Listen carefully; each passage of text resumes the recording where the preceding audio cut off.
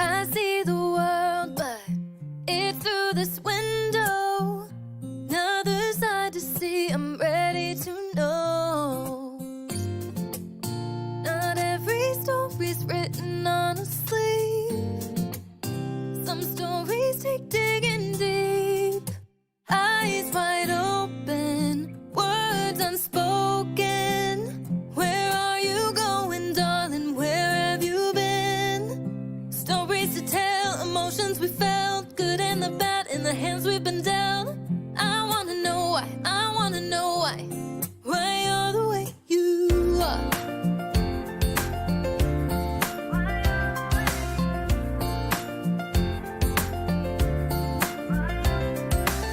He's from the city, she's from the south. Two different chapters told miles out.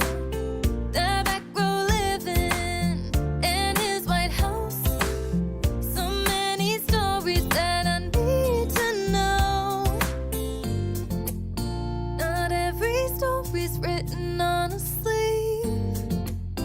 Some stories take digging deep. Eyes wide open, words unspoken. Where are you going, darling? Where have you been? Stories to tell, emotions we felt, good and the bad in the hands we've been dealt. I wanna know why, I wanna know why you're the way you are.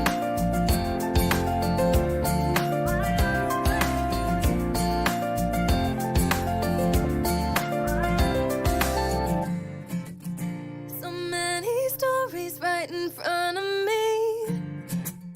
Some people climb to heights I've never seen. Too many falling down off their feet. These stories take digging deep. Eyes wide open, words unspoken. Where are you going, darling? Where have you been? Stories to tell, emotions we felt, good and the bad in the hands we've been dealt. I wanna know why, I wanna know why you're the way you are. Why you're the way you are.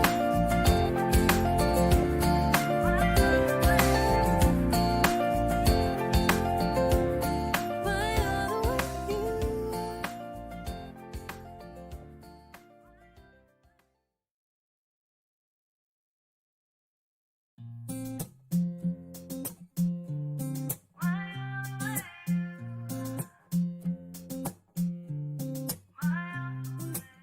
Tiptoe around with face of a stranger.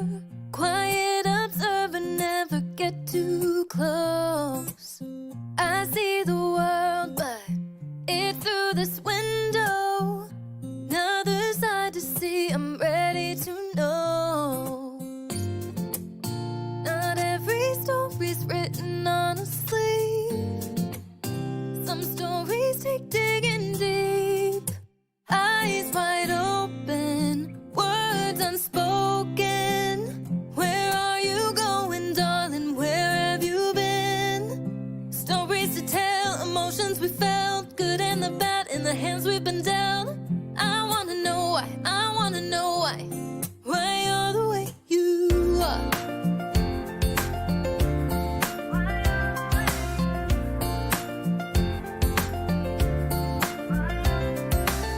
He's from the city, she's from the south. Two different chapters told miles out.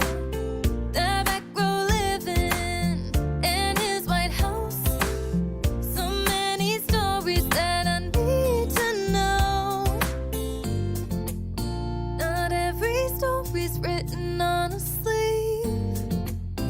Some stories take digging deep. Eyes wide open, words unspoken. Where are you going, darling? Where have you been? Stories to tell, emotions we felt, good and the bad in the hands we've been dealt. I wanna know why, I wanna know why you're the way you are.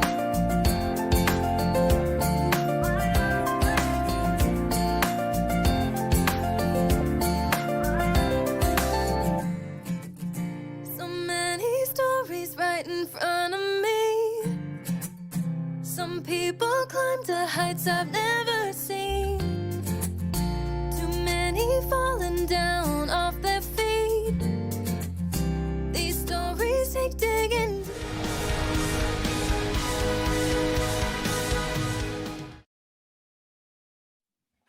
Ladies and gentlemen, welcome to Silverline's Wednesday Night WHAM!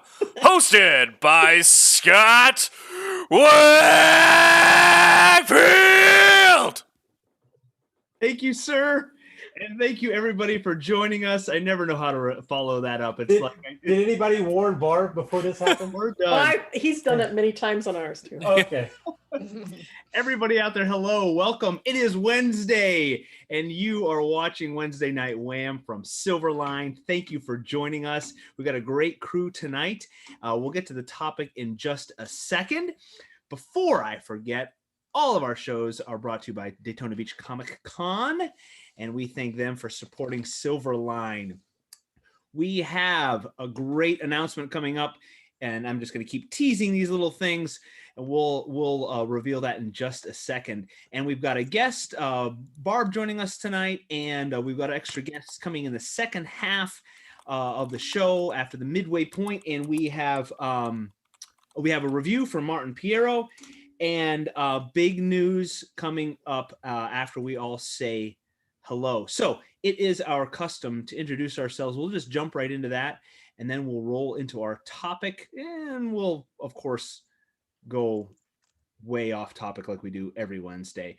But Barb, I'll let you go last, and so you can compose yourself and get ready to say hello. I'll go first so everybody can forget about me quickly. My name is Scott Wakefield. I am the co-creator and co-writer of an upcoming Silverline title called Steam Patriots. What was your name again?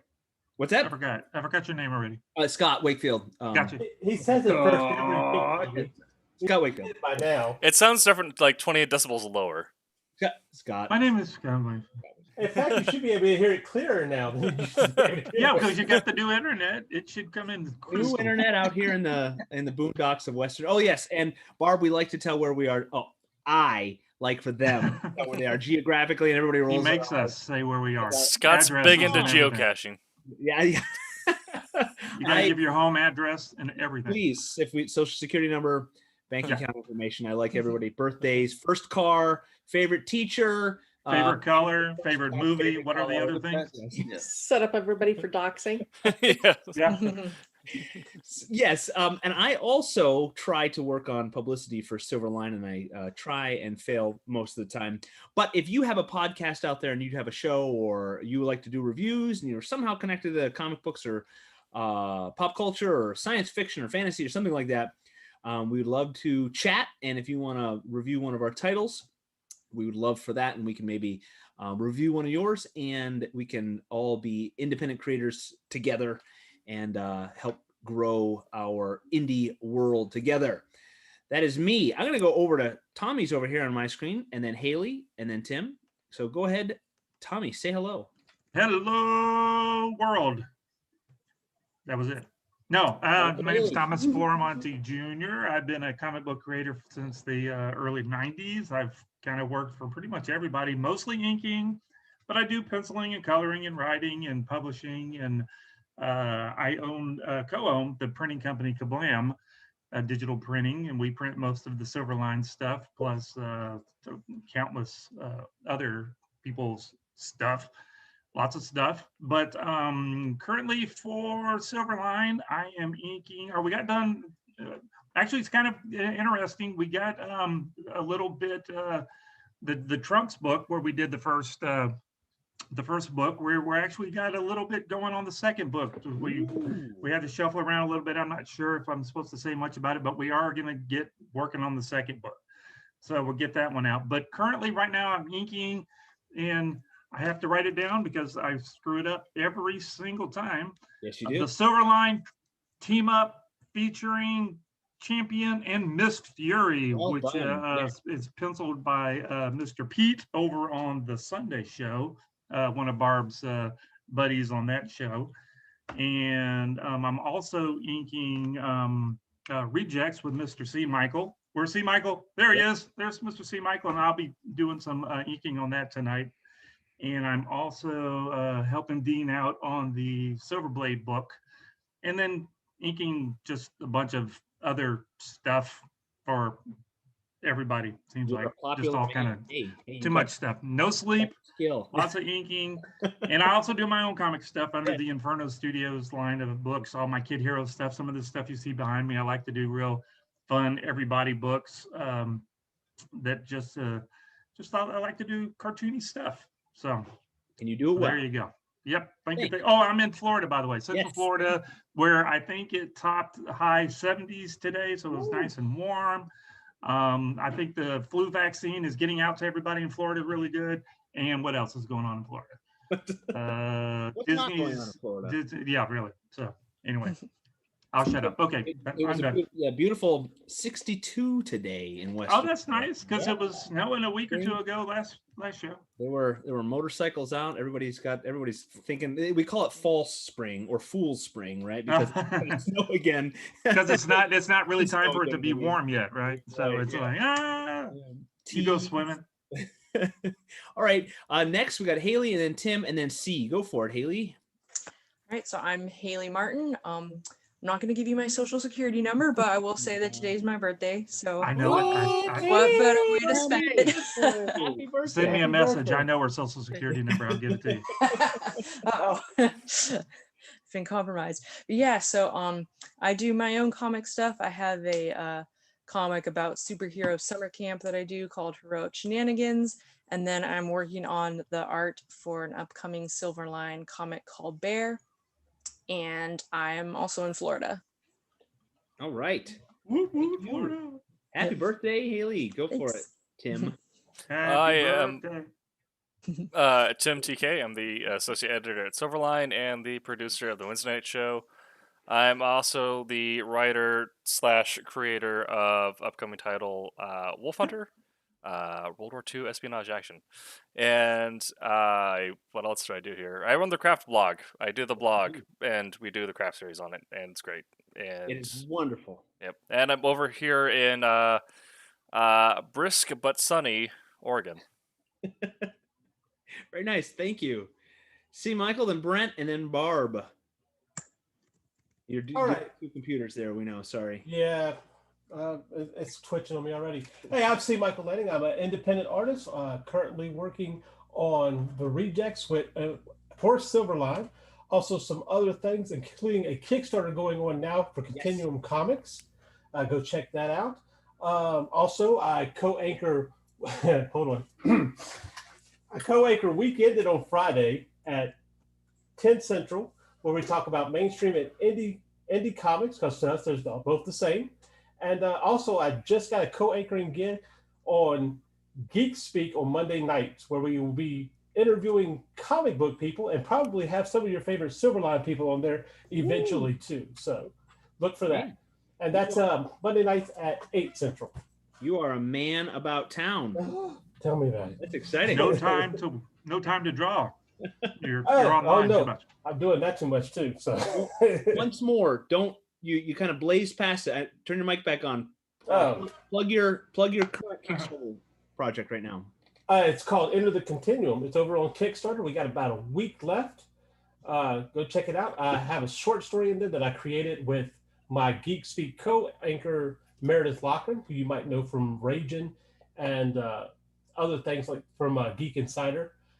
In fact, I think I might end up having 2 stories in there, so you might want to check that out. Cool. It's of course still on Kickstarter. Just look for Enter the Continuum. You should be able to find it. Very nice. Thank you, sir. Brent, then Barb. Yes, hi. I am Brent Larson. I am in sunny Orlando, Florida. My social security number is 8. 8 is a really low number. Wow. I get the feeling that he's serious. And I am the Not. creator, writer of the Silverline book Kalis, which I just approved the last inked page of issue 4. Ooh. So Can't wait to see it. looking Yes. smoking. And also I am the writer creator of the upcoming Silverline book Cape Town, which I just saw pencils for the second page, and it looks great. Cool. Yes, very nice. Can't wait to see that too. Thank you. Yeah. And the illustrious and venerable and prolific and creative Barb. Say hello. Hi, my name is Barb Kilberg. I have been a comic book inker since 1989. I've worked for everybody. I am currently the CFO of Silverline Comics, so I keep an eye on the money. I'm inking Cat and Mouse. We're getting ready to start working on issue 4. I'm coloring Sirens, and I am the creator, co-writer, inker, and colorist on my own book, Divinity. And I've got 3 pages left, and I'll be done coloring, and I'll be done with issue number 2. Yes, that's awesome, Barb. You started coloring when you were 4 years old. I started coloring a year ago. Are you inking when you were? I'm sorry, I didn't get the dates right. You were 1989. I started inking. They let you start young. Okay. Yes, yes. At 4. Like, I was like what 4. Scott said. That's right. I was a very young protege. Yes. So prodigy. Yes. Hey, for those of you keeping track, if you were listening to all the titles that everybody listed off that they're working on, it's really, really awesome. And if you've been paying attention to Silverline, you know that Silverline kind of it was there and then was on the back burner for a while and back, and now this Silverline phase that we're in is really amazing with what has happened in just the last year, 18 months of all the work that has come about and the exponential growth in the number of creators and the number of titles that are out there. So if you head over to silverlinecomics.com, you can see the blog, the craft blog, the entries that Tim has put together, and there's a lot of behind the scenes stuff there about folks who write, folks who ink and color, and the creative process. And you can also see you can shop, and it'll link you over to indieplanet.com, and you can get every title, Tommy, except the last 2 that they're all up now. I believe they're all up. Every title that we've created is available on indieplanet.com. So go grab those. And but the big announcement that is going to happen this very evening, and if you've been watching our social media feed, you will have seen that 2 titles are going to be launched this evening on Kickstarter: Twilight Grimm #2 and Friar Rush #2. And if you're new to all of this, we do 2 titles at a time, which I think it's going to have to sooner or later keep growing, but we do 2 titles at a time because we have so many great stories coming out, and we launch 2 at a time. So far it's been every other month, and so this go round is the next installments in 2 stories that were started a few months ago. And if you read those, you've got number 1 of each of those. It's very exciting to see the continuation of the story. And with crowdfunding, very often you are speculating when you back a project. You could be backing something that never happens. And that's not the case with Kickstarter. All of our titles are complete and ready. So what you're doing on Kickstarter is you are just pre-ordering your copy. And you have the potential, you have the option, and you have the option to get tons of extras.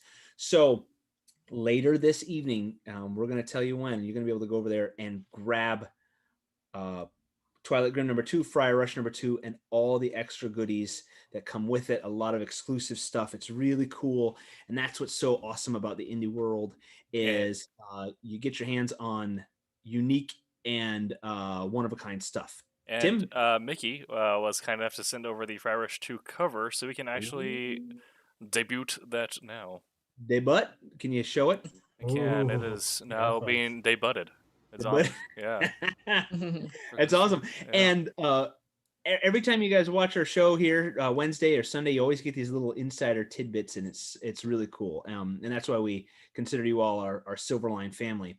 So That is coming up. Stay tuned, and we've got some more surprises on the show a little later. Okay, our topic. We really do have a topic tonight. We've been talking for 10 minutes already. We are going to try to just try. I say try because I honestly don't know how much I can contribute. I think Tim said he's ready to talk the whole time about the topic is card games, and that is not limited to that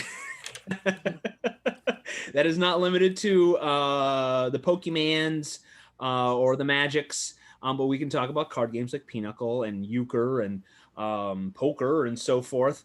I thought it was just card games, just playing card games. It's the whole. If it needs a card, I think, and maybe we need to delineate like where does the card game stop and the board game start. Like, well, that's the difference between like a game played with cards and then your typical TCG trading card game. Okay. Yes. Okay. So the cards with 52 playing cards, face cards, and then trading card games. All right. So that I'm glad every week we can we can narrow down our topics so well. And we guys spend an hour discussing on not have any confusion. On the Twitch chat, Brooke Van says none of this surprises me about Tim.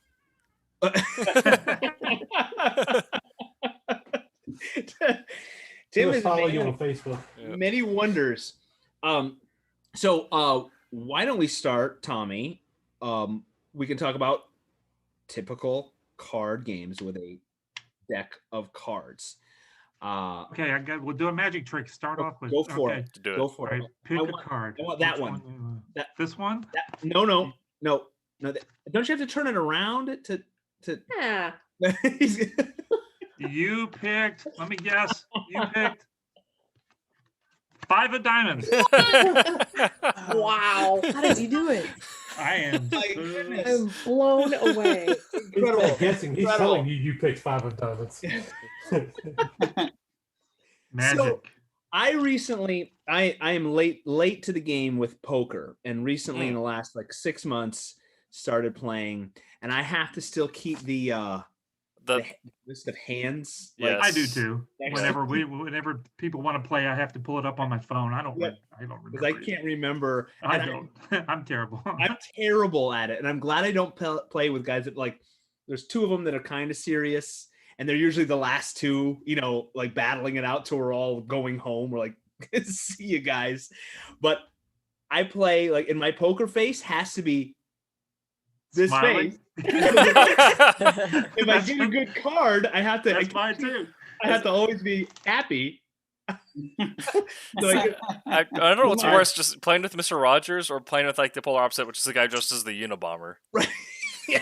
The sunglasses and the hoodie. I could also talk people's ears off about poker back in my heathen days. Yes. Yeah, we had a regular poker night at one of our residences, whereas the typical break out the scotch, everyone had brought like their own form of cigar or smoking pipe.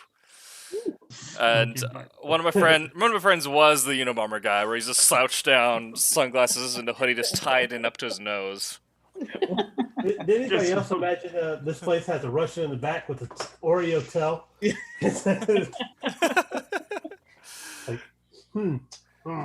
Yeah, I've won once, and I think it's because they let me. I think they thought I was having a bad week, and they were being nice. They all deny it, but there's no accident. Way. There's no way I could have won. I'm terrible. I'm the worst. Poker is really weird. It's a game that is 65% random number generation. So yeah. Well, in the first hand, I got a straight flush. Right, that's what's all the same. Straight. They were straight. I don't know what it was. A flush is when they're the same suit, right? Yes. Mm-hmm. And straight is one. Amazing. The first hand, I had a straight flush, and I was like, reading. And the 2 guys that know how to play didn't even really look at my hand, and they're like, "Oh well, Pero, this beats a." And I was like, "Wait!" And like they're because it had to be a split pot, and they're divvying up the money, and I'm like, looking at my cards, You pulled out your phone and looked it up. Said, "No, you I guys are won." liars." I was like, "Give me the money," and then, And then you left. right, and I'm out. Yes. Yeah, I'm bad at poker. Some 40 years ago, when we were first married, we were playing poker and called my mom at like 11:30 at night because she was really good at cards, and I was like, "Mom, what beats is it? What's higher, three of a kind or a flush?" She says, "You're playing strip poker, aren't you?" Yeah, we got to know. Somebody's fixing to lose their underwear. We have to see who it is. What do you mean, Mom? It's 11:30 at night. Why would you be calling me if you're not playing strip poker? It's like, okay, well, you didn't answer my question. Moms know all and see all. So, Mother, you can judge me later, but the rules need adjudicating. That's right. Now, So did you win, or did you Woo. That's 40 years ago. Oh, okay. Remember? We were newlyweds. Oh, okay. Anyway, all right, got you. exciting. It didn't take much back then. Yes. Right now. That's You next did- week's stream. We can talk about it. Yes. Yeah, the euchre is big around here. I don't know. And I say that, and I played it 25 years ago, and it was mostly because my wife, then girlfriend, wanted to be on a team, and you sit across from each other, and so I could look at her the whole time. And I don't remember the Your reason. wife and then your girlfriend wanted My to be then on- girlfriend. That was so Now cool. Your wife. Like You're the kinky. Your Then- wife and then girlfriend. Okay. wife Then- and girlfriend, y'all were all playing Then girlfriend. cards Thank you, together. Brent. It was It's so nice they cool. got along. You get along Yeah. so It's a well. great setup. It's great. They It's want to be on the same team and everything, dude. A little poly action Oh. there. Yeah, exactly. Oh. my now wife, Did you win? then girlfriend. Yes, she could probably tell me how to play euchre. Still, I don't know. how to It play just sounds like referencing the D&D monster.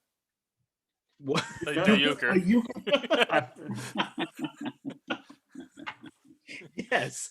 I think for those of you who are linguists out there, it has some sort of origin of the same word as joker, I think, and it's a Europe like Eastern European or something, or Just German. Joker with a hard Scandinavian accent. Yeah, euchre, yeah, or some sort of weird Upper Peninsula, Yeah. Minnesota.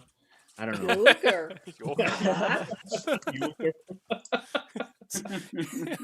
Yeah, sure. You're a Finn living in Minnesota. You have no chance. Oh yeah. By the way, I live in Wisconsin. I did say, yeah.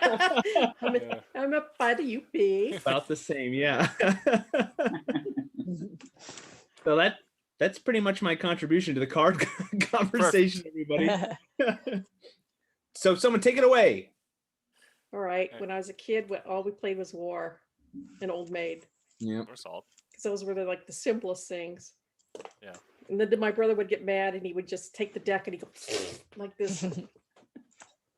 He wanted to play 52 card pickup. Yeah. I have. I don't know if anyone else has a family like as mine, where every like get together, they always have to play rummy. Well, it's always like once a year, so I forget it by the time. Yeah. You know what game I hate? You ever played Rook?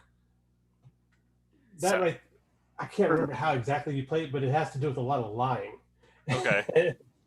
Man, that game made me so mad. Just people would make you think they have something. They even tell you something, and then I don't know. Nobody's played Rook? I feel alone now. No. I didn't have something to do with a bird on the cover Yeah, a box. Rook. Okay, yeah. That's really all I That's know. not helping me, Brent. Yeah. A bird was somewhat involved, yes. There's a- Basically, diamonds and gin rummy. Yeah. It's basic, and poker. That's about all I know. My grandparents and my great aunt would play a game called Hand and Foot. and it requires multiple decks of cards, and they would sit at our family reunions. It requires 4, so they'd always have one other person join them, and they'd sit there for hours. And the game was always just I never wanted to know, because I didn't want, I feel bad now, but I didn't want to sit down with my grandparents for hours and play this game, and they're just passing cards around. I don't know, maybe it wasn't a real game, but I'm sure they were out there hand and foot. But so there's 1 year. So this would tell you what I was doing and not playing cards. We were having a water balloon fight where we were on the roof of the cabins, and we had squirt guns, and we were running in and out of cabins, and it was mayhem. And my grandparents, it was almost like, there was this war going on around them, and they were just sitting there at the table playing this card game. And I came running into the cabin, and I slammed the door behind me, and immediately the door flies open, and another cousin comes right behind me, and he had filled up a bucket with a gallon or 2 of water, and I had just veered off to the right as he threw the bucket, and it hit my grandparents and my great aunt and all the cards, and it was hilariously comical, but we could not laugh at what had just happened, because the cards went flying, like their hair was like whoosh, and nope. we all stopped, cleaned up the cards, mopped up the water, and that was an infamous hand and foot game, yes, that was ruined by the water balloon fight. So, yeah, so, not getting too deep into trading card games yet, but one of the most recent family gatherings where they're playing Rummy. One of our younger nephews, cousins, one of them, yeah, one of the family members that doesn't really feel like a family member, right. Found out that me and a bunch of my cousins all played Magic the Gathering, so they wanted to play that instead. So we just snuck them up to the garage, pulled out the card table, and we're teaching them how to do that. And then eventually one of the older family members, I think it was my aunt or great aunt, came and was like, "What are you guys doing? Are you summoning something?" Yeah. They were raised in the 80s, the Satanic Panic. And without skipping a beat, my cousin Tarek slams his cards down, turns to her, and says, "Yes, fun." We're summoning fun, Mom.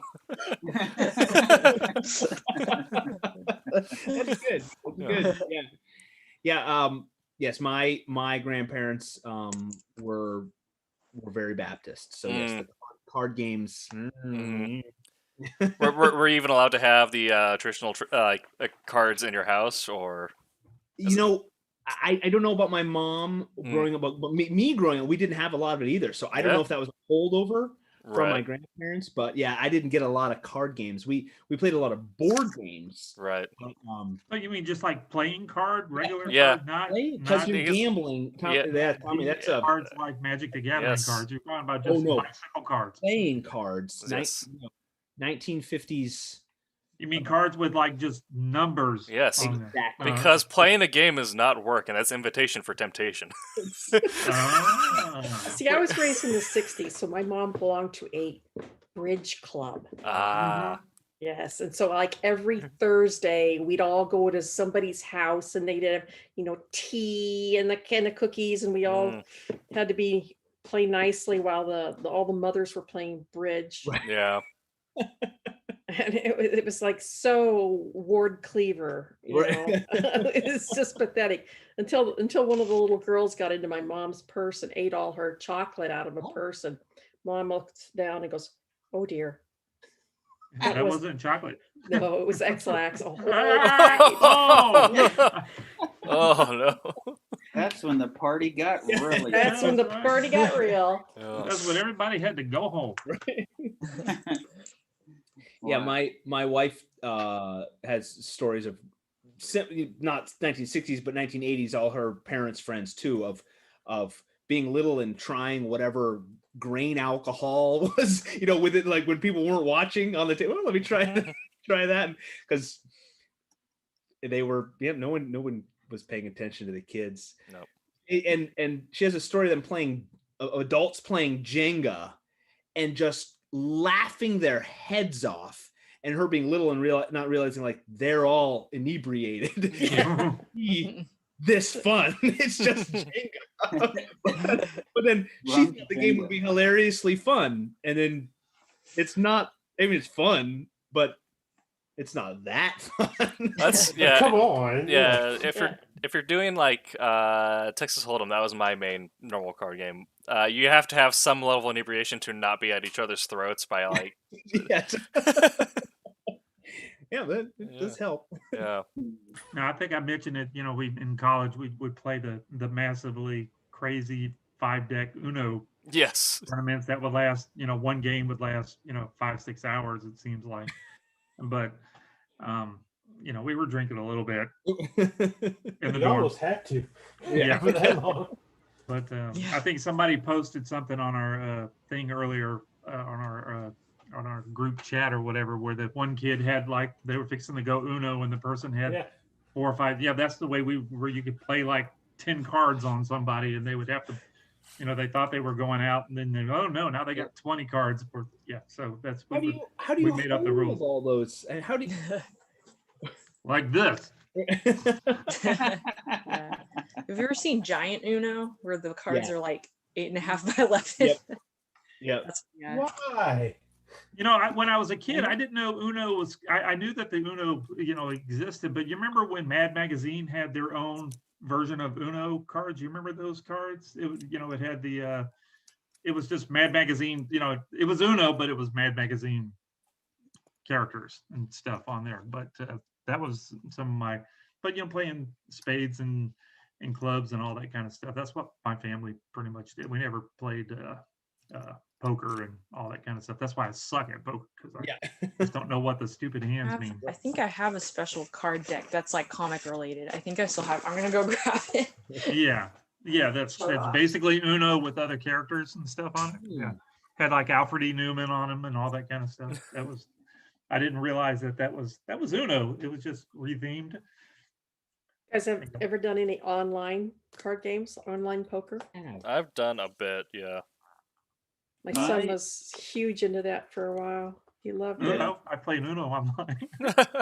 I like Uno. I thought it was Of course, the only connection I have with poker is my wife got really into big into online poker, and she was playing it a lot. And when she would play it while I was doing something else, and then suddenly it hit me like a thunderbolt. And I look at her and I'm like, "You play video games more than I do." She says, "No, that's not true. That's not true at all. No, it's not a video game." And I'm like, "What do you mean it's not a video game? You play it on a screen and it's a game." And she's like, "No, it's not the same." And I'm like, "You're a gamer. You play more than me." And that's when I knew I had won. It happened 3 times in almost 25 years. So I remember that day as well. Chuck that one up. That's right. Yeah, we had a similar way back. Remember like Farm Town and all those. Oh yeah. Yeah. My wife, same thing. Had a moment. It's like, you play more than I do. What? Because that's when you would get like neighbors. So you'd have to have she'd have her mom and her sister. Like they would make their farms better. Yeah. Is that still a thing? Like those type of games, Farmville and Farm Town, and I would imagine to some extent, but maybe not as in the zeitgeist. Yeah. But it's a weird thing where like everyone went from we would be the guys would be guild masters, and like you'd have your Friday nights, like we'd raid on WoW or whatever, and then you'd see the guys next week. And all of a sudden, all of our like moms and girlfriends were managing these farm communities and communes. It's like I managed 25 nerds and eventually get them online at the same time. You're running a full-on like agricultural revolution right now. Yeah, got to harvest the corn. You got to shear the sheep. Yeah. Haley, you found it. You looked. Yeah, I have these. They're just regular playing cards, but they're peanuts themed. Very nice. Yeah. Oh, sweet. Those are cool. Yeah, like it's comic related. Yeah. Anyway, yeah. And then I also found I was looking for them. I also found waterproof Uno H2O. So they're like you can play them in the water. I don't know why you would. Huh. Do they float? What do they sink to the bottom of the pool? No. You gotta swim down there. You're like really bored in the bathtub, play Uno with yourself. I don't know. Yeah. I Okay. should have thought of it. I got a Cool. cool Cthulhu set by illustrated by Oh, Nat Iwata. yeah. He did some cool That would be cool. illustrations. Why hasn't there been a Highlander version of Uno? It just seems natural because there can be only one. There's a good be one, and then you kill everybody. That'd be great. Oh boy. That was good. Wah, wah, wah. With Uno, Yeah. there can't be one. You got to go out at one. So Well, supposedly with the second Trump's book, we're gonna have a real deck of cards printed up. Yes. Ooh. That's gonna be kind of cool. That'll be really cool with like the characters on it. Yeah. That'd be rad. That'll be neat. We've been working on them a little bit, the past couple of months, just knocking out a card here and there, trying to get it all together. I think Roland's talking about sending it to the bicycle club. Bicycle, the people that actually print, that make the cards, they'll print your own custom cards on the same, paper and all that kind of stuff. I mean, Kablam, we can print trading cards this side, but this, I think we've talked about it before. This is a different kind of paper, right, than just cardstock. So, I mean, we could print a deck of cards, but after you shuffle it once or twice, it's going to fall apart. These are cold pressed paper, Coated. and coated and all that kind of good stuff. But I think we're going to get some printed from Bicycle. I think we're going to do like a limited run of 100, I think. So that'll be one of the rewards for that whenever we get that far. So that'll be cool. I love it. Huh. So why don't we're coming up close to the midway mark. I don't want to cut to the review just yet, but why don't we can transition into other trading card games. I think when was it the board game talk or but I brought up, has anyone else played Killer Bunnies? I have not. Nobody. It's been around for a while, and it's one of those kind of like deck building games. And I would put it in the card game category, I think. Yeah, well, there's to your point, Scott. There's in TCG or trading card game land. There's what's called a traditional trading card game or TTCG, and then there's a live trading card game, which essentially means that the box itself is all that's live in the set. So that's things like Killer Bunnies or the game Legendary, which is started as the Marvel-based deck building game.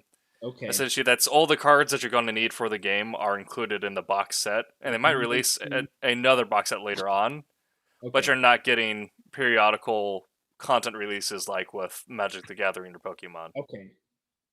Thank you. Yes. Yeah. So Killer Bunnies has been. I mean, we've had it for probably more than a decade, but I like the dynamic because you have 7 cards, but you have 5 in your hand. You have 2 down, and those are set. It's called your run. So you're always planning 2 rounds ahead. So you think you have a great plan, but when it goes around twice, your card could be null. It could be useless. It could not have the effect that you planned on. The game has a lot of variation. You can't really plan really well, which makes it very frustrating, but a lot of fun because as much strategy as you think you have, it usually is just blown out of the water by someone else's silliness or you don't know what's going to happen. So, but they released many expansion decks. I think we bought 3 of them, but there's our stack of cards on the table would be 8 inches high. Because you go through a ton of cards, but we would never get through the whole pile. I can't imagine with all the expansions. I don't know how it worked, but Killer Bunnies definitely was a fun game, and I still see it we've got a pretty cool board game store, role playing and all that in Rochester, and they've got all the expansions, and I still see it out there. But that's been a fun one, and got to limit it to like 6 people. Because it does take a while sometimes, and if people at the other end of the table aren't paying attention, it's the game just becomes unmanageable. And so 6 people or so. So Killer Bunnies is a fun one. Sounds like the inspiration for Happy Tree Friends. Let's see. And the social medias. Roland says that his family plays hand and foot. Oh, So okay. there you go. And Dempsey Blackman asks, he says hello to everyone. He asked, what's everyone's favorite card game? And he was stating that growing up he played Yu-Gi-Oh! And Magic the Gathering. Oh yeah. My favorite card game currently is probably Magic the Gathering, seeing as how I do it at tournaments and have had a group going for a while now. So you still play now?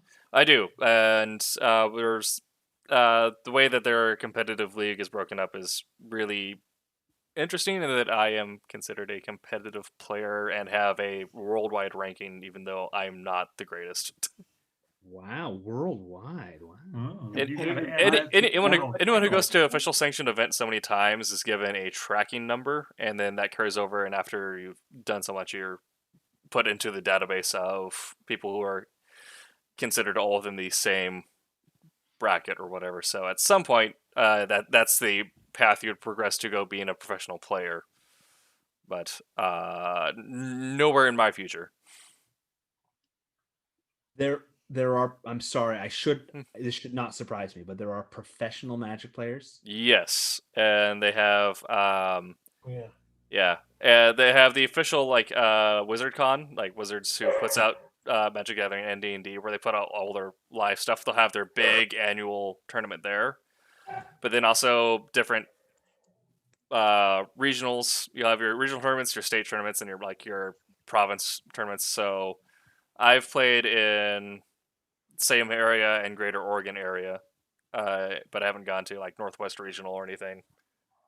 And then once you get to the regional points, that's when you can start getting you can get cash or rewards at any level. I, in theory, have been compensated for playing Magic. You've been a professional player. Yes. But at the higher ends is more you're going to see it, because it's like many other of the niche competition things where there's not a lot of money into it until you're at like the big annuals. Yeah. I'm surprised that doesn't break out to a big bloodbath. Right. Considering you go to one of those card shops Mhm. and somebody pulls out the wrong card that it's illegal to play. Yep. Uh, Well, that's Gosh. we actually won a pre-release weekend. So, like I had in their conversation earlier, a TCG will have periodical releases of new content to inject into the game, and old stuff will be phased out. And the weekend before that new stuff comes out, they'll do a pre-release weekend. So if you go to play in the tournament, you get access to all the cards a week early, and you build from the stuff you buy there. If you're doing a bunch of different formats, but essentially that's the gist of it. And there was one group, and you can do so many things each day at different shops. So the entire weekend, there's about 3 things a day at each shop independently. And then also, yeah, nothing really goes beyond shops at that point. One group had been playing all weekend before the Saturday we got there. We got there for the last event on Saturday. And in the format we're playing, you could only use so many of cards that had a legendary tag on it. So if it had a legendary keyword, you can only have so many of them. And those cards are also extremely rare to get in the limited supply that you got, it being the first weekend and all. They had beyond the maximum amount of those legendary cards of a specific name, so we knew that they had in some way cheated the system to bring cards they weren't supposed to get, and then also built a deck that's illegal on top of that. Yeah. So my partner, we're doing a co-op game. My partner's like, "Oh man, you got like 4 of those? That's wild." And they're like, "Oh, I'll tell you what, we gotta go. We'll let the ref know you guys won, and Yeah. about it." Because Wow. if they had actually been reported, they would have been banned from the shop, and they would have had a marker put on their Wizards account. So we had them solid in reporting them, but we ended up winning the prize pool. Is that not something that's checked beforehand? How can they not? So in theory, there are going to be refs, so the way the format works, it's called sealed. Because all the cards you're playing with are sealed beforehand, and then you open them up and you build your deck from the cards you get at that time. So you have an hour to build your deck, and then like 5 hours of the actual tournament. However, if you bring a backpack in, you can usually get those by without them being checked, depending on how up and up your shop is. Our shop is pretty good, so if you're going into like the tournament area during the tournament weekend, they'll be like, they'll have people in the back watching as you're building. Yeah, but it's still possible. gotcha. So we had figured that they had probably gone to one of the corner tables or something and managed to slide some stuff in there. So I mean, they were using magic. they were using magic, using sleight of hand. They were Yeah. palming. Just like you, palming Tommy. a card. Yeah. Magic. I never really got into Magic. My wife was a big player.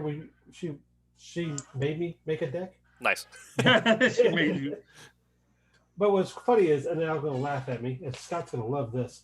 But what we did get into for a while, there was actually a Harry Potter trading card Oh yeah.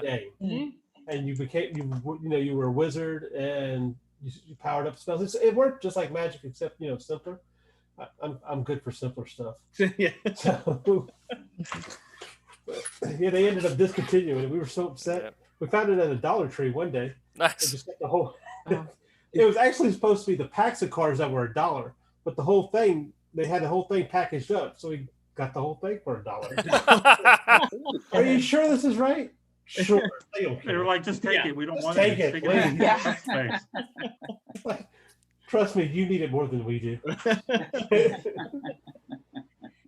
There is a episode of Adventure Time. Oh yes, They have a game. Is it called Card Wars? Card Wars. Yeah. It's 11 minutes, folks. If you can watch that episode, Card Wars, it's hilarious when he's explaining the rules of the game. It's like 4 hours later. He's still. There's a couple of them because there's one where he went to a tournament with his daughter. Yeah. Oh, okay. Yeah. My kids have watched every season multiple times, and I'm up to like season 4 where I've seen pretty consistently. But my kids have watched it. Yeah.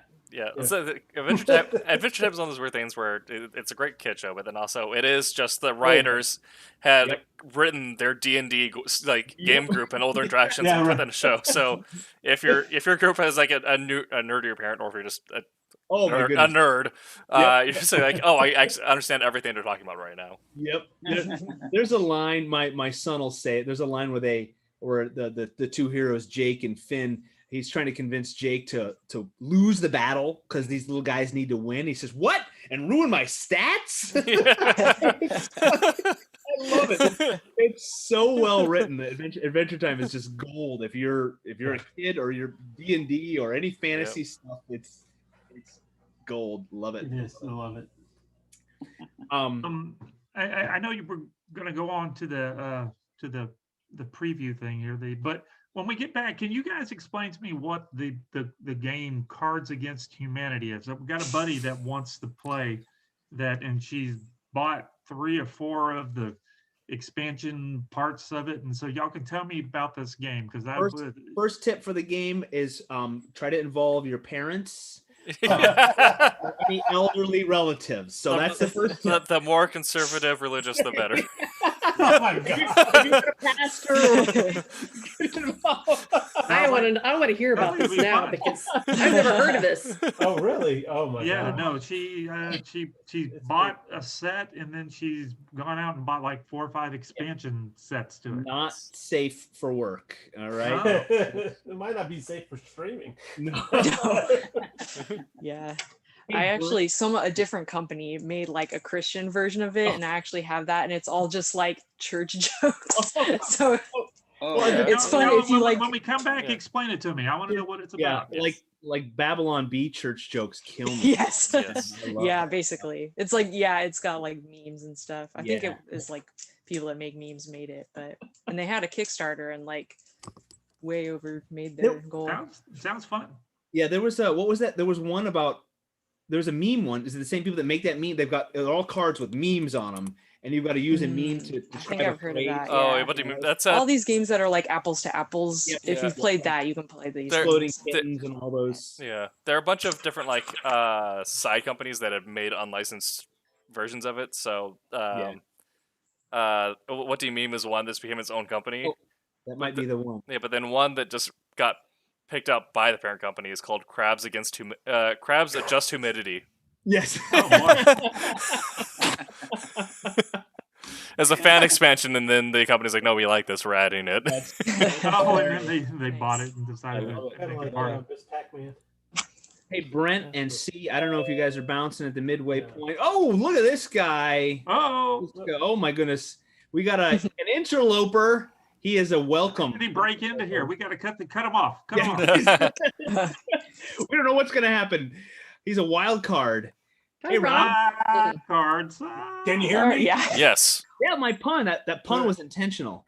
Rob, now that you're here, we are going to cut to our review here in just a second. We do have some sleepyheads who have obligations in the morning and they need to wake They up. got to wake up at a certain time. Yeah, So, it's a work thing, you know. I know. Being retired, I have no idea what that is anymore. Me Nice. too. Brent, C, I don't know if you wanted to have any parting words before you go. So this is your opportunity, or you can stay, because for all of our viewers out there, we have some more surprises coming up, and we will be announcing more news about Twilight Grimm and Friar Rush numero 2-0. We good No, to go? I have nothing to add. Yeah. I send a lot of Christmas cards. That's about as close as I get, and I don't like doing it. So, Oh, yeah. It's okay. All right. Is that okay? Thanks, man. Yeah, those of you who get cards from Brent, they are sent to you begrudgingly. Yeah. Merry Merry That Christmas. makes it all the Aha. more meaningful, doesn't it? From the Grinch. Yeah. because he Jorah signs be it in one. like a big Sharpie. It's because he didn't want to be nice about it. He got there. Yes. Brent, thank you for There joining you go. us. Folks, go to indieplanet.com or silverlinecomics.com and buy 1,000 copies of Kalis. And Kalis, wait, how many have come out? 2 2? and 3? issues 3 and 4 will launch pretty soon here together. So, Yes. All right. It's Yeah. exciting. 3 and 4 coming soon. Go buy 1 and 2 so you're ready for 3 and 4. Brent Larson, thank you so much. Thank you. C. Michael, thank you. Are you going, C. Michael? Or are you sticking around? No, I gotta go. All right, you got to bounce. Okay, Ah! folks, we have a review from Martin Piero. We're going to cut to that, and when we come back, we will have more news about our Kickstarter campaign that will be live within moments. And we've got some more surprises. And folks, joining us, Rob, thank you. Good to see you. We're going to go, and we'll be back. All right, we'll see you in a few minutes, everybody. Hey folks, Mark with Cosmic Times here again with another Kickstarter review. Thanks for having me on the show, guys. I really appreciate being a part of these Silverline shows. It's a fun thing to do, and it gives me a chance to read and review some of these comics I get on Kickstarter. Before I do that, let me talk about the Kickstarter that I have coming up. March 16th, I am launching The Good, the Bad, and the Prehistoric. It's a time-bending tale about cowboys and dinosaurs. Like I said, that's launching March 16th. If you're watching this video before the 16th, make sure you check out the pre-launch page. If you're watching it after, I'd sure appreciate you backing that project. You can find out more information about The Good, the Bad, the Prehistoric by going to cosmictimes.net/GBP. But enough about me. Let's talk about the book I'm going to review today. I'm looking at Stellar Odyssey, Issue 2 from Unparalleled Comics. Let's check it out. All right, here it is, Stellar Odyssey, Issue 2 from Unparalleled Comics. Unparalleled. I would say that name might be a little ambitious. I don't know if I'd call myself unparalleled because it kind of sets a really high bar. Also, as with the first issue, the name Odyssey, the book doesn't quite live up to that. I might not use the name Odyssey. In my opinion, it's telling smaller stories, not what you would expect from something called an Odyssey. But that's just my opinion. Let's dig into this. By the way, real quick, there is a difference between issue 1 and 2. If you watched my review of issue 1, you know this book was actually an anthology with several short stories. This one is not. This is a singular story that focuses on one of the stories from this book, from this first book, I should say. It was the, let's see if I can find it here. Bear with me. Yes, it was the Vagabond Blues Trap story. This book kind of drops the Vagabond Blues name and just sticks with Stellar Odyssey. It's a difference. Not sure why they dropped the name Vagabond Blues and are just calling it Stellar Odyssey. Either way, it's what it is. So let's dig into the book. Like I said, it's a singular story continued from the previous book, and it jumps right into the action. We open up with a space battle, and that is great. That's a great, exciting way to open a story. But unfortunately, the excitement quickly fades. Captain Mustache Face here. He has something in this jar that I guess the bad guys want, and he's trying to stay ahead of them, and they escape. So they actually kind of get away at the beginning of the book, and it happens pretty quick. This is our crew of scoundrels. Everything seems to be going okay as they escape. Captain's going to go take a nap. However, there's a shadowy figure on the ship. What does this mean? We'll find out in just a second.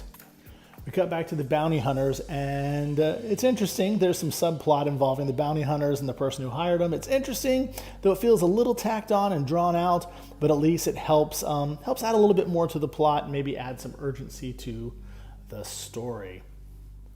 Back on the ship, our mustachioed captain, Captain Attila, is awoken by a scream that apparently kind of causes his head to shrink. I don't know if you notice, you can see it here, but yeah, something's gone wrong with his head. His body is very large, but unfortunately his head is not. Now we get a good sequence. It feels a little like something we might have seen on Firefly, and the dialogue, well, the dialogue sounds like it might have actually been written for that show. But something happens in the altercation with this villainous stowaway, our ghostly figure from before, who I don't believe actually is ever named. But something happens where the ship is damaged. I'm not 100% sure exactly what happens here, but it's never really explained what's going on in this sequence, but the ship is damaged, our stowaway is still alive, and the crew must deal with it. The next few pages, we get a better feel for Attila and his crew. It's kind of a shame because we have to wait till, like I say, we're at the staple now, we have to wait till halfway through the book before we kind of get a real feel for the crew. But the ship crash lands on this planet. And of course, because of this, the bounty hunters are now on their trail. We get a nice sequence with the bounty hunters, given a little more backstory, but then these two guys just show up, not sure who they are, what they're doing. They're just kind of standing there quietly as the bounty hunters are tracking down Attila and his crew. Leaving the wrecked craft behind, the captain and his crew set out to steal another ship and track down the stowaway who took their illegal contraband. There's a few more plot points that come up ahead. Some are good, some are a bit confusing, but I don't want to say too much more because I don't want to spoil the book. So I'm going to leave it right here where they crash land on this planet. All in all, it's a fine story. Again, I think it suffers from the problems that plagued the first issue. The writer knows way too much about the world he's playing in, and I think he assumes that we do too, because there are moments where you're left just kind of scratching your head on some details. But it was still an enjoyable enough read to the point that I will most likely come back to check out issue 3 when it comes up on Kickstarter. So, well, that's better than most books I get from the platform. Ultimately, Stellar Odyssey plays out like a Western in space, something Firefly perfected and the writers here are going for. But I will say this, you absolutely do not have to read issue 1 to understand what's going on in issue 2. This book stands by itself. Like I said, issue 1's an anthology full of short stories. Only one of them ties into this, and you don't have to read it before you pick it up. So I definitely recommend checking out Stellar Odyssey if you're into science fiction. Unfortunately, per my contract with Silverline, I am required to grade this book on a predetermined criteria. So let's get to it. All right, for writing, I'm going to give it a C. The story's competent enough, it's good. Unfortunately, it borrows a lot from other sources. Some of the dialogue actually feels lifted right out of other materials. Everything seems so very familiar, especially the use of the word frack. Come on, guys, you could have come up with something a little more original. For that, I'm going to give the writing a C. The art, I'm also going to give it a C. It was competent enough, the story's told, but there were a lot of mistakes. One thing that comes to mind right away is that one scene where the captain's head was 3 sizes too small for his body. His mustache seems to change size throughout the book. So there's some errors to the art. It tells the story well enough, so I'm going to give the art a C. The lettering, I'm going to go ahead and give it an A. While not exceptional, it was competent. I was able to read the story. There were never any moments where I was confused. So, again, it wasn't exceptional, but I'll still give the lettering an A. This one's hard. Literary merit, I'm going to give it a C. Again, like I said before, it all feels done before. It feels like I've read this before. It feels like they've borrowed so much from other materials. I'm going to give the book a C for literary merit. For fun factor, I'm going to give it a B. I enjoyed the book. I mean, there were the errors, there were the mistakes, there were a few things that took me out of the story, but for the most part, I enjoyed it. So for fun factor, we're going to call it a B. That gives our overall score a C+. So overall, Stellar Odyssey issue 2, I'm giving it a C+ on the patented, copyrighted, and trademarked Silverline grading scale. All right, like I said before, I am going to pick up the next issue, issue 3, when it comes up on Kickstarter or however way I can get it. I'm interested enough to see what happens next. I'm interested in this world to see if we can finally figure out what exactly is going on. Again, everything seems very familiar. It seems done before. If you're a fan of science fiction, nothing's going to seem too terribly original about this story. But sometimes things that are familiar are enjoyable as well. I like familiar things. So yeah, if you like science fiction, go ahead and check this book out. All right, so let's wrap it up here. And I want to say once more, check out my book, The Good, the Bad, and the Prehistoric, launching on Kickstarter March 16th. If this is before March 16th, check out the pre-launch page. If this is post March 16th, please check out the project, maybe back it. You can find out more information at cosmictimes.net. GBP. And that's it for me. I'm Martin with Cosmic Times. Take care, everybody. Back to you guys, and hey, stay cosmic.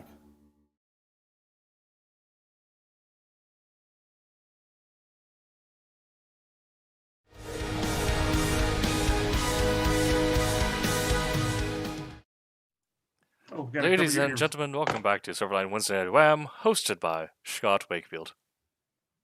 Oh, hello.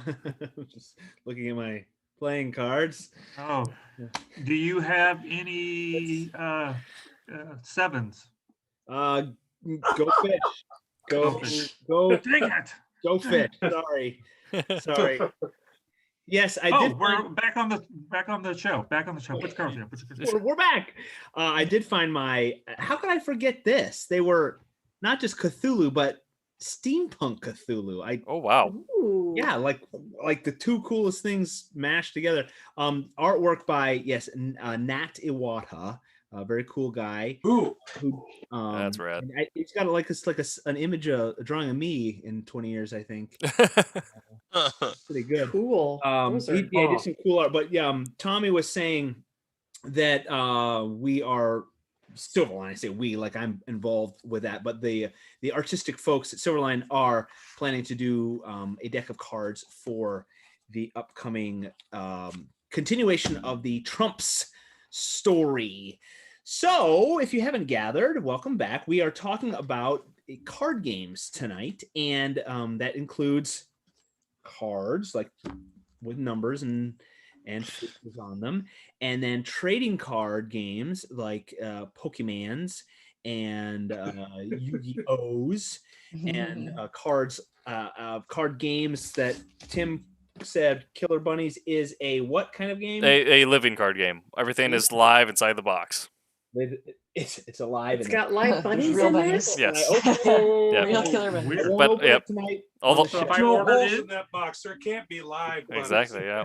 All the live content is contained in one box. You don't need to buy your monthly releases. It's all right there. You can play Oh, everything okay. you need right there, and nothing changes unless you buy expansions when they come out. So that is the topic for tonight. But our second hour is going to be very busy. We can continue talking about card games, which I'm sure we will, because we barely got into the trading card world. But in mere minutes, we will be launching and going live with the next round of Kickstarter, the next Kickstarter campaign with the two titles, Twilight Graham #2 and Friar Rush #2. And we are joined right now by Rob and Aaron, and they're welcome to join the conversation. But in a few minutes, 20 minutes or so, we'll be getting some more surprise guests, and we will be talking about these titles. And you'll get some background information. And you, if you're out there watching, feel free to ask questions in the chat. And if you've got questions about the stories, about their storytelling, specifically about Twilight Grimm and Friar Rush, go ahead and ask. So thanks, guys, for joining us. And as always, and I can say as always so far, Daytona Beach Comic Con has been supporting our live stream. So thank you to those folks out there. And if you're watching, go over to their Facebook page, go to the website, and make sure you check out the dates for their convention this fall. And like, follow, subscribe, all those things so you can get updates. So thank you for their support. And thank you to Martin Piero for your reviews. Silverlinecomics.com is our website. You can go buy all of our titles there. That'll take you over to indieplanet.com.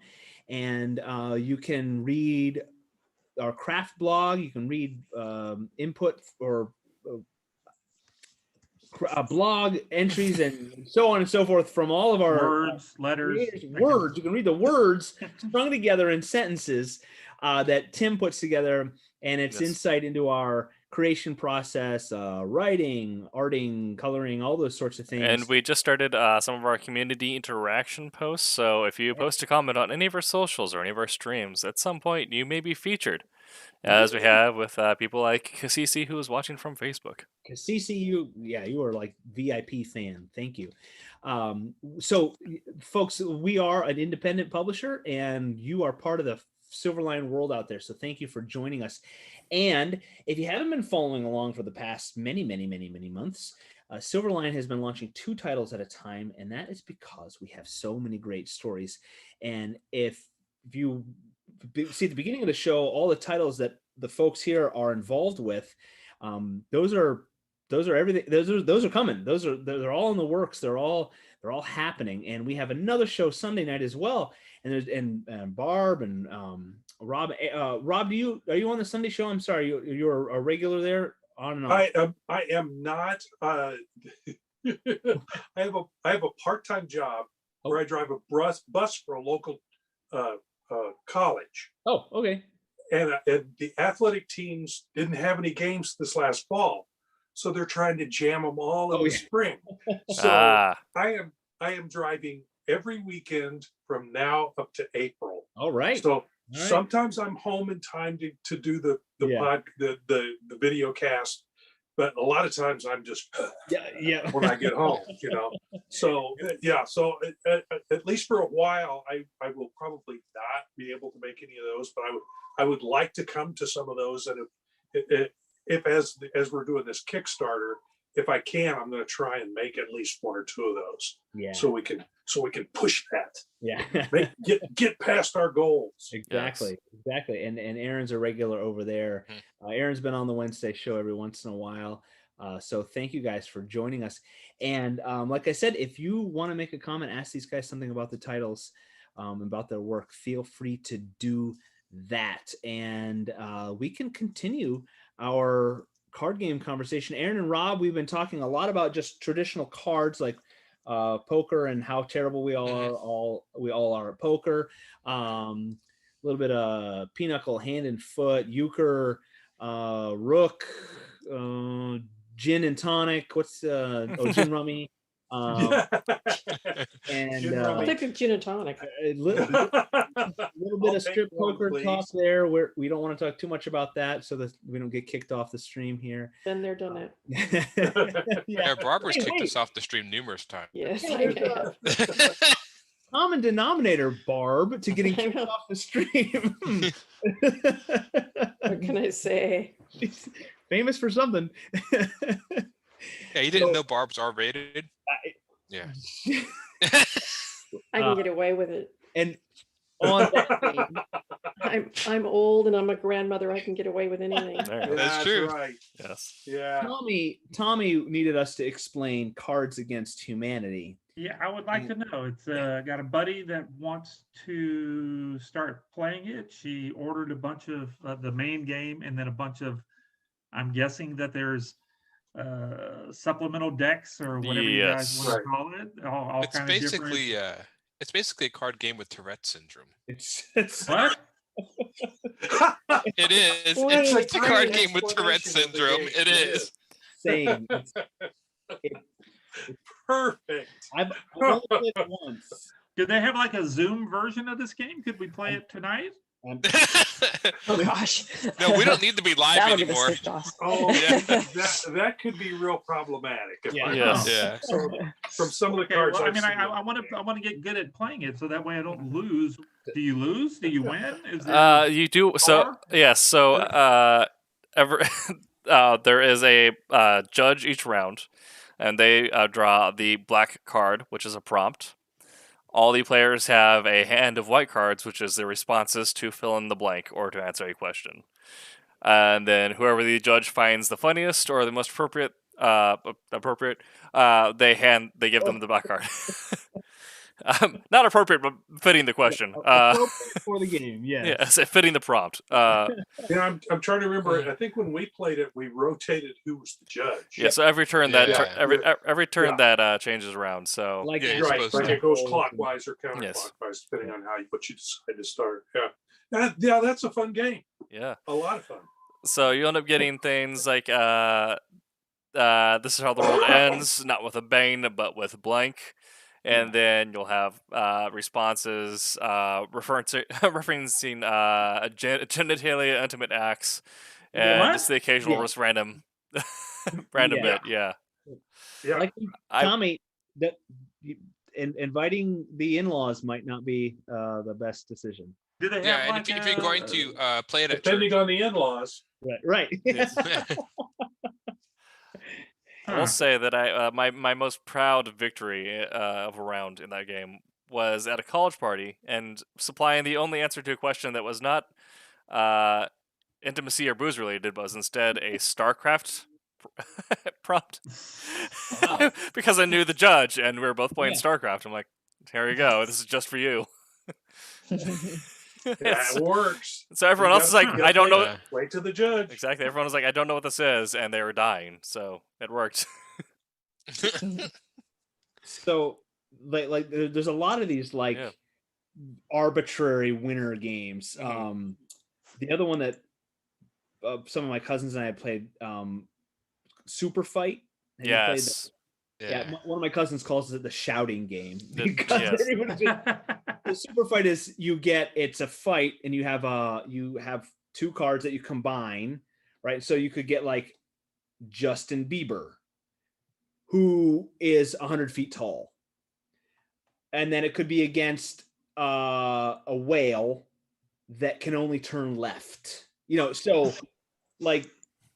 how do they win? Like you could say, well, Justin Bieber can't go underwater, even though he's not too tall, but the whale can't leap, can only turn left, or like it has laser beam eyes or a gun that fires kittens or something like that. It's but it's all, again, it's arbitrary. Yeah. And I think that when everybody votes, I think, and then the winner moves on. Yeah. And they have their, and you can add, it'll sometimes add more, who can only speak in rhymes or something like that, Yep. But that one's much more family friendly. Yeah, we get the stupidest superheroes you can think of fighting. Yes, but also that sounds fun. In most groups, turns out by much, but you know how pedantic some comic book readers can get. Like, well, I'm actually Superman. So you get to the point where you actually have a bunch of people dissecting what the nuances of this fight would be. Right, right. Like, what's the 6-issue arc of this whale that can only turn left? What's his motivation? What is his backstory? Yeah. But that one's called Super Fight. That one, that was a good one. We had a family reunion and a married-in cousin. It's the first time he'd been to our reunion, and we're a pretty conservative family, and he got so mad and he slammed his hand and he left a GD, and it was pretty funny. A couple of my aunts. Because he was so mad at this game, the shouting game, the Super Fight. But it's a great moment in family history where the married, this is like day 2 meeting our family, and he just lost his mind over Nice. Super Fight. Yeah, it's called a card game of absurd arguments. Yep. And he got so mad. I'm putting that in my shopping cart right now. Yep. There you go. Yeah, the 2 cards combining thing reminds me of a game that I play with my friends called Snake Oil. Yes. Oh yeah. Okay, yeah. Yep. So it's like apples to apples, but you put 2 cards together and make up an invention. So like the judge will be like a grave robber or like a teacher or a sorority girl, and then you have to make up an invention with 2 of the cards in your hand And the fun part is like you make like a pitch, so he'll go like full like infomercial about it. Like I just googled some examples of like 2-card combinations. Like there's murder toilet, sky costume, right, blood grenade, I think that's it. Hope socks, like, and then you try to make it like, and I think like one time I looked out and like the person was a zombie or something, and I had brain or something, so I could make like so. But yeah, so that one's a lot of fun too. We like that one too. My kids like that one as well. Yeah. It gets pretty silly. Yeah. with those. Before we run out of time, let's get into like Magic. We talked about that a bit. Pokemon. I tried to play Yu-Gi-Oh like 20 years ago to be hip and cool with the kids. How'd that work out? Yeah, thank you. Yeah. I think they beat him up and took his cards. Exactly. I tried. I failed. I've never been cool. So I've just never been able to. I've never gotten into those games. Like the commitment I've never been able to just do it. Collectible card games like that never appealed to me either. I like collecting them, but then I never wanted to actually play the game. Sure. I had like a whole binder of Pokemon cards, and I had some Yu-Gi-Oh cards. My brother was more into that than me, but he had like the dual disc, if you know what that is. Oh yeah, yes. And like, yeah. I have a friend who doesn't play Pokemon, but does the collecting and flipping of the cards that are like worth a lot of money.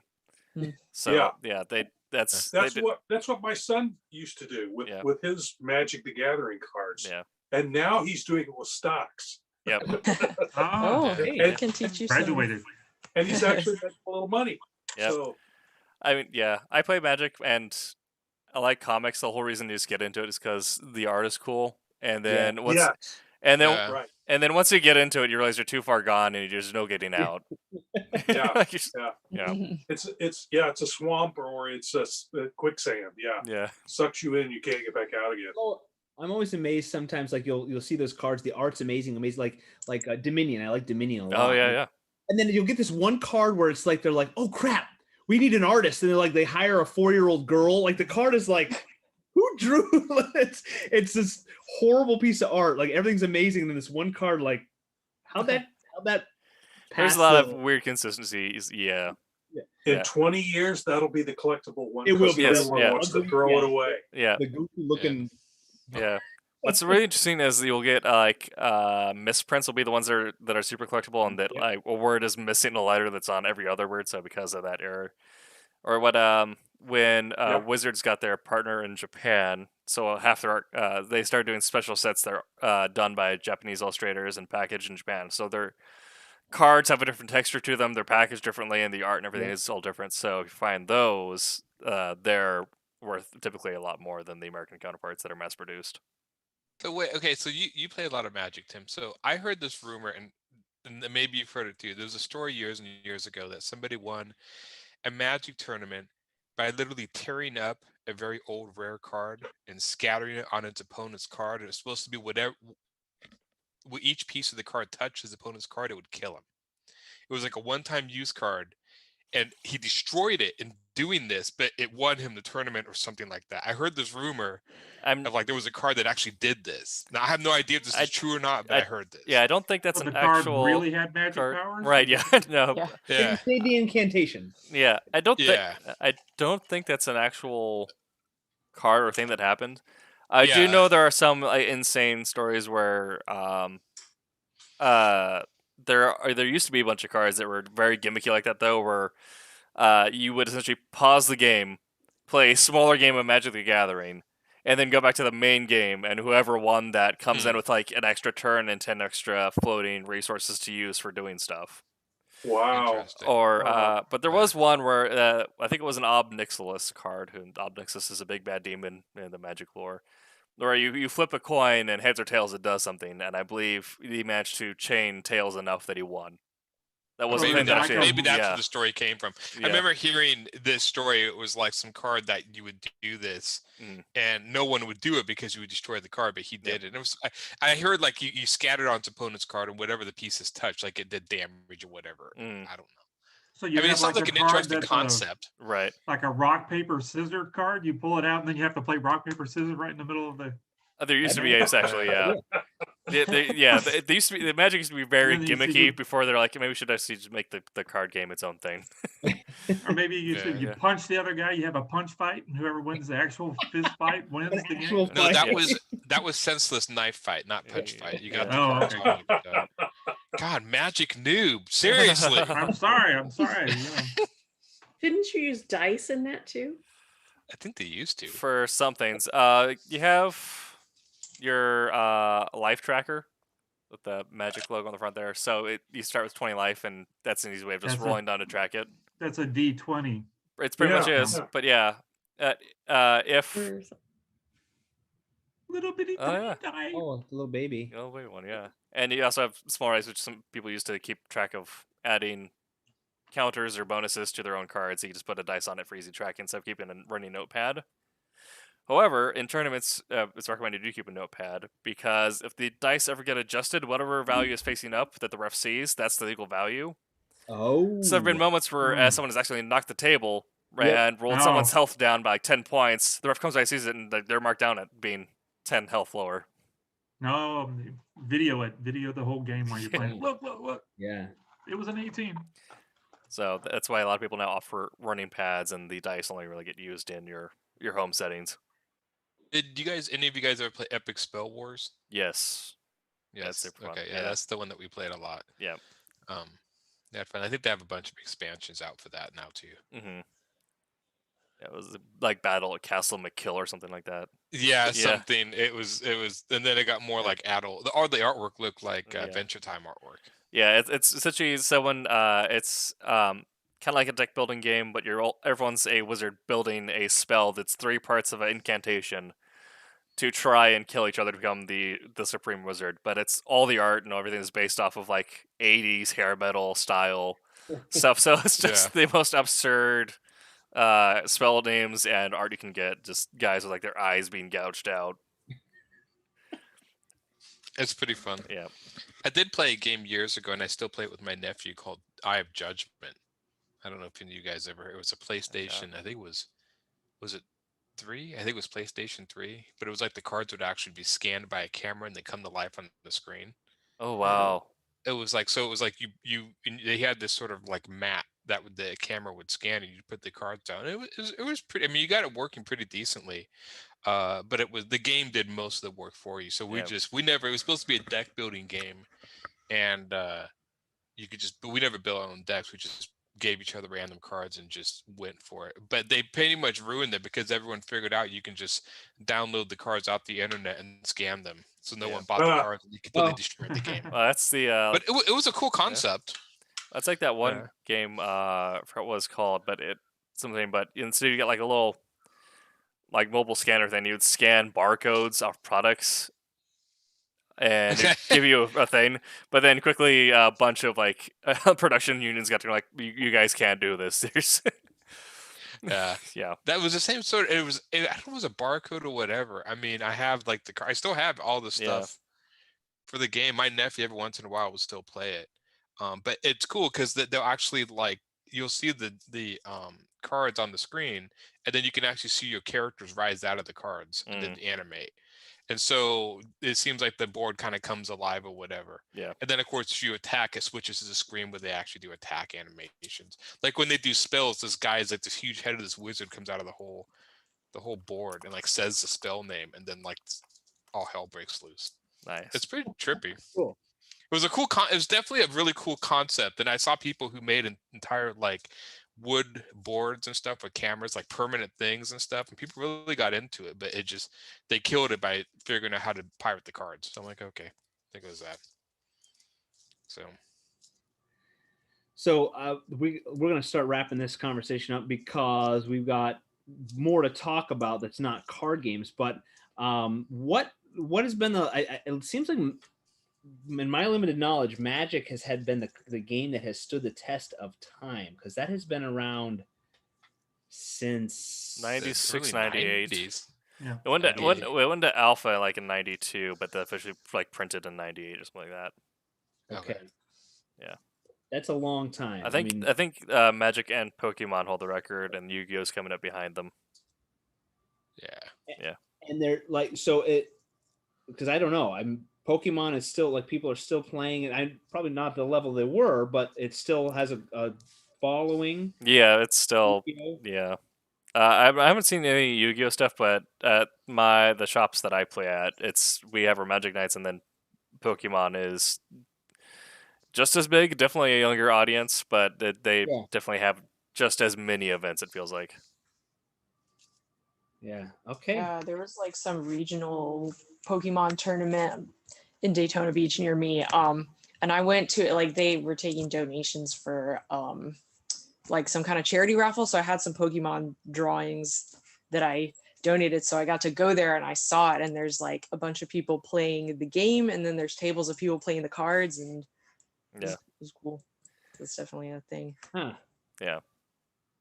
Yeah, I'm not part of that world, so I'm pretty clueless.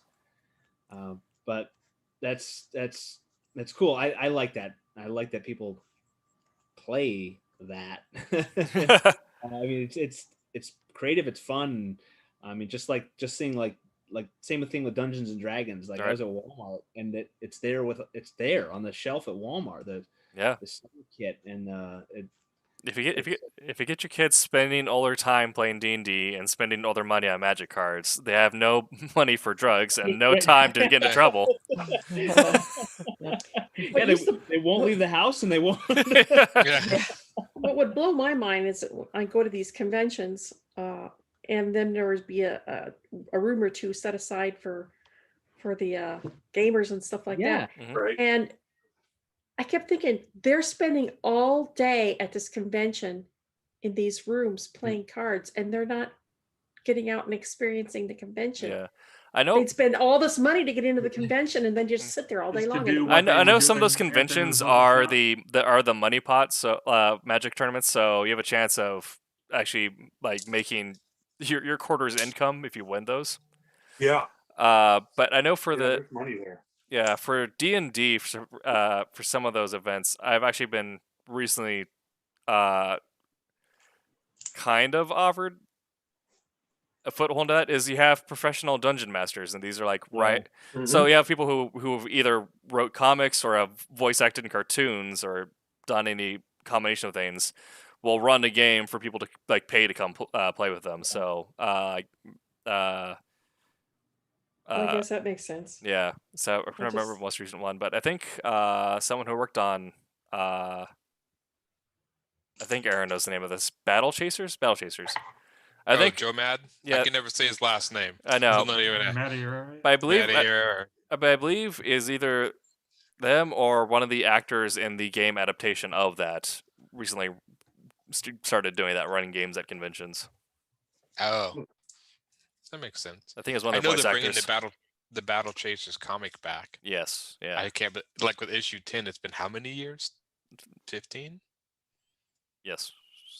Something like that. Yeah. So I was like, when I heard, and he's actually just picking up at issue 10 where he left off. I'm like, okay. So talk about. So I was thinking, like, does that win hands down for the most delayed comic issue in existence? 15 years between. I think it's like 15. I'd have to look up and see when the last one came out. Oh. But yeah, instead of restarting, he's just like, no, this is issue 10. And I'm like, wow, finally. Like that guy at the store. Oh, thank God, I've been waiting years for this. But I was amazed. I'm like, well, you win that award. We go in every Thursday and ask for. Did it come out? Now, only 20 more years to issue 11, so I can find out how it all ends. Yes. Yeah. Hey, we're getting down. We gotta introduce. We got a guest here on the phone. Say hello. You there, sir, on the phone? I am here. Yes. All right. I thought I saw RA's phone Hi, RA. icon pop up. Hi. All right, we've got Barb, we've got Aaron, we've got Rob, and tonight is a big night for you guys. Also, I'm supposed to introduce you R.A. Jones as a award-winning recipient of the Independent Creator Award for Best New Series of 2020. That title is Divinity. So congratulations. I don't know if you know about that. This is the first I've heard of that. All right. I know. Isn't it great? I saw it online. Oh, wow. Congratulations. Yeah. So Cool. yeah, everybody out there, yeah. Do I get a plaque? Something like that. Yeah, we do. Yeah, you, the award is in the mail. I think they send you a large statuette. Yeah, yeah. I believe. I can put it next to my Emmys and Golden Globes. Yeah. Move the Oscar aside. It's made off fund up though, so it's not going to last very long. Isn't that Yeah. awesome, RA? We did it. We did a Yeah, great good job. job. That is. Congratulations. Well, and there you go. It only took us, 25 years to collaborate on something, but it paid. I know. Off. I know. Paid And off. I'm 3 pages away from finishing issue 2. So just letting you know. Outstanding. Yeah, so the story will continue, but the story continues tonight for Twilight Grimm #2 and Friar Rush #2. So, real quickly, how about who wants to give a quick synopsis and maybe like what happened in #1 briefly, and what a little tease of #2. Who wants to start? Let's start with Twilight Grimm. So, who would like to talk about that? Let the writer RA talk about that. All right, go real quickly. Yep, tell us what happened. Just a brief synopsis of #1, and then what they might see in #2. All right. Twilight Grimm is both the title of the book and the name of the lead character. It's a modern day vampire story set in a city that has built a wall separating the two parts of the city. On one side of the wall, it's totally human. The middle and upper classes humans live there. On the other side of the wall, you have the lower classes, the transients, the homeless, the helpless, and the vampires. And about the only thing standing between the vampires and the humans on that side of the wall, which is called the Blood Zone, is the young man named Twilight Graham. And the first issue introduced him and some of the other main characters, and a little background on what the situation is in the city, and ended with him basically learning that there may be elements among the vampires who are going to attempt to restart the old war against the humans on the other side of the wall. Excellent. And so that's like the cliffhanger that launches us into #2. Yes. Yes, absolutely. Yes. He receives this information from his one and only friend and ally among the vampires, a young vampire woman named Scarlet, who is sort of torn between her love for him and her love for blood. And we learn more about this plot as it unfolds. Learn more about the characters in the second issue. Also, it's not exactly an origin story, but it does take us back to the time when one of the other main characters, a priest named Father Sarah, first met Twilight Grimm as just a little boy, alone and on his own in the middle of this horrible blood zone. Awesome. So the folks, the story continues with a really cool vampire. It's a gothic horror, but a modern gothic horror. Correct? Yeah. Yeah. In some ways, you can look at it as imagine one of the Godfather films. Yeah. If all the mafioso were vampires. Right. Yeah. Exactly. I like that. Exactly. Yeah, it's got action. I mean, if you head over here in just a few minutes, you'll be able to see it. I don't want to take you away from our stream here, but I'd love you to see the title. But we've got some.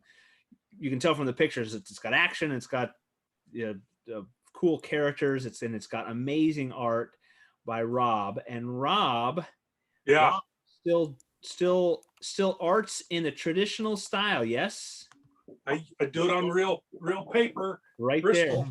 there. So, Yeah, and I've got for the Kickstarter that we're going to start this. we're actually going to sell some of the pages for that, and I grabbed those so that I could brag them up and maybe get people interested in. Yeah. Give us a But quick. that's the cover. Oh, cool. Oh, nice. Yeah, and it's based on a page from inside the book, so I included that in the Kickstarter pages. And then there was a hero page, a hero pose by the character Twilight Grimm on this page. Yeah. Over here. And I thought that might garner some interest, so I included that. And then there's a 2-page spread, page, was it 4 and 5? And I thought, hey, it doesn't have the main characters in it, but it's a battle between the vampires and the police. 2-page spread, so I thought that might be of interest as well. Yeah, and I thought people would kind of like to see some of that. But yeah, one thing about Rob's art too that I'll say that writers, of course, their skills only continuously grow until the day they die, but artists' talents sometimes diminish as they get older. But that hasn't happened with Rob. His art is good as it ever was, and I have the painting over in the corner. Yes. Yeah. There you go. The Dorian Gray painting is over in the corner. Of Rob Davis. Anyway, that's one of the great things about working on this book. Again, it's kind of like when you have high school reunions or whatever. No matter how long it's been since you've seen some of the people, you just slip right back into the same relationship, same friendships, everything that you had 10, 20, 30 years ago. And that's how it's been. Of course, Rob and I have never been out of contact, but it's been a while since we worked on a comic book project together. Yeah, and it has been. It's been just as smooth and easy as if he and I had. The only difference this time, the only difference this time is when we worked on Scimitar and Merlin back at Eternity, we worked Marvel style. He would write up a plot. He'd break things down by page. And then I'd go in and tell the story, and then he'd come back in and dialogue it. Since our collaboration was a little rusty, I said let's try a full script, and it works pretty much the same way. I've still got enough freedom to move things around and tell things a little differently, but we just slipped. It was like an old glove, I just slipped it on and off. And I've never had a problem with accepting that a good artist is 99 times out of 100 going to know more than I do about visualizing things. So I've tried to always be open and let any artist I work with know if you see or think of a better way to visualize this, by all means do it. You're not going to upset me or anything. And Rob, of course, knows that, and so he's still free to be as creative as he wants to be too. Yeah, I sometimes move stuff around. You have to be, when you're working full script though, the one thing you have to keep in mind is where are the characters in the panels so that the balloons will fall properly. Right. That's your only concern at that point. But you can change the camera angle, you can change the action just a little bit. You can emphasize or de-emphasize the emotion of the scene or whatever, but you still have, there's still the throughput of the story that you have to stick with. I don't know if we've told the story of how Ari and I first started working together, but he had written a story of an empathic, essentially costumed heroine, and the first artist that he got on it didn't follow his script at all. He was allowed to change things, but he just changed everything. It wasn't RA script, and so they said, "Hey Rob, can you come in and do the last? We're going to do it as a 4-issue miniseries. Can you come in and do the 3rd and 4th issue?" And I said, "Okay, cool." And I got the script and I went, "Oh, this is pretty cool stuff." Yeah. And with the 3rd issue, in fact, sales shot right up. Actually, Scimitar initially was intended to simply be an ongoing series. Right.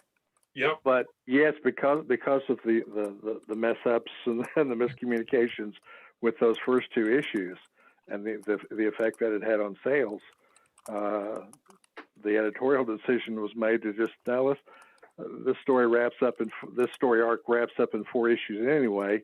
So why don't we retroactively call it a miniseries? and then we and that stuck. And so yeah, all together with mostly with Rob, but with other artists too. I wrote 28 issues of Scimitar, and all 28 issues come in the form of 7 4-issue miniseries. Yeah. So why don't we give we're going to give Aaron a moment here to say hello and tell us about Friar Rush. Same thing. Give us a little bit of synopsis of what's happened so far and a tease of number 2, please. Yeah, I'm gonna have to try. It's been a while since I've read it. I'm not the writer, so I am going to try to do this from memory. I do know the last time it's about a friar who is like he's from what I gather, I think he's supposed to be like a demon or a trickster demon that comes to like men of the cloth or some as his friar and tries to basically corrupt them. And it turns out this one Jake, I think his name was Jake, was the reporter who basically starts investigating some goings on. There's like a band, I think called the Bishops. I have to remember this metal band that the friar's part of, and he's correct. This is big plan to corrupt more people. And Jake's a reporter investigating this, and he runs across a nun named Seraph, who's got a little bit of a mysterious back history, which you learn more about that in issue 2. And they're going out to try to stop the friar from basically corrupting the world. I think something like that. Yeah. Yeah. So I remember I'm still writing my own stuff, so it's hard for me to remember all of this. It's been a while since his deleterious machinations are vague, right? Yeah. For right now they are. World domination is it local domination, Well, but either way he's bad. He's I don't know who studied their demonology recently, but the male form of a succubi, essentially, he gives into your vices. So he and our main character had aspirations of being a rock star. So by feeding into that, okay, that sounds interesting. I can't wait to get the flip book so I can write that. I read that. It's very metal. Wow, it is. Yeah. So number 2, that story continues, and we are going to learn more about. Yes, it is Jake, and Jake McGlover. I had to see his last name, and he's trying to find out what Friar Rush is indeed up to. And Aaron, let's see. You art. I'm scrolling. Sorry, everybody. Sorry. I'm the penciler on it. Penciler and John Martin's inking, Jeremy Kahn's coloring, and then Brian Dale is lettering that.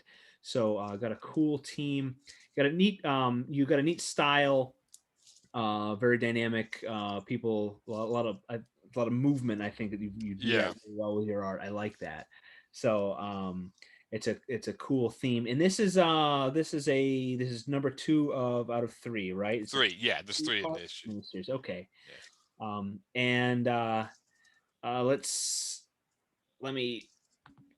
Clicking again on the Kickstarter campaign here, folks, and I'm gonna announce right now that it is live. That's right. Yeah. Yes. Keep your window open and watch us. Don't you dare navigate away from this show. I am sharing the Kickstarter window now. But go over there. It is live, everybody, and you get to scroll through and see you see the little synopsi of the stories, and then all the extra goodies, all the stuff that Rob was talking about there. That is I just love it, and I say it every time because you get these one-of-a-kind exclusive goodies, all these extras.